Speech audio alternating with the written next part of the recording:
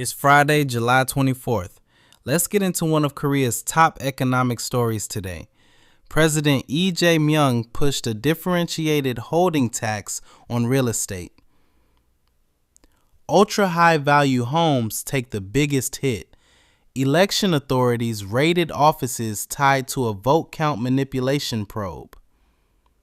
Google plans to pour 300 trillion won, about $217 billion, into Korea this year, citing surging AI demand. A group of Korean investors is negotiating to buy SuperStroke, the world's top putter grip maker, for 400 billion won. A former steel town shuttered 40 years ago has been reborn as a cultural landmark. President Lee held a national roundtable on housing policy Wednesday. He argued that raising the holding tax builds public consensus around sustainable ownership. The event drew debate over single home owner exemptions and the pace of any tax hike. Here's what the numbers show. President Lee's plan raises the holding tax rate in tiers, with the steepest increase falling on ultra-high value properties. The proposal follows months of pressure from ruling party lawmakers to close loopholes that let multi-property owners avoid higher brackets. Google's planned 300 trillion won in Korean investment this year marks a sharp jump from prior spending, driven by demand for AI infrastructure and semiconductor supply.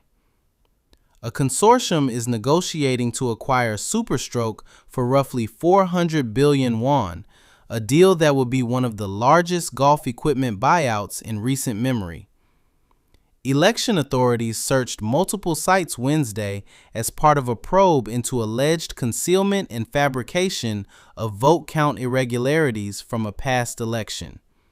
Investigators are examining whether officials manipulated turnout figures and destroyed related records. So what does this mean for readers tracking Korea's economy? Earlier, we said the holding tax hits ultra-high value homes hardest. That's the clearest signal yet that housing policy is shifting from broad-based taxation toward targeted brackets. The Google investment signals Korea's position as a key AI infrastructure hub is strengthening, not weakening, despite global chip competition. And the vote count probe adds a layer of political uncertainty that could shape policy debates through year-end. That's today's AI Prism, Front Page Daily. This episode was produced with AI assistance based on Seoul Economic Daily reporting and reviewed by a human editor. AI Prism is a Juan Ifrah award-winning series. We'll be back tomorrow.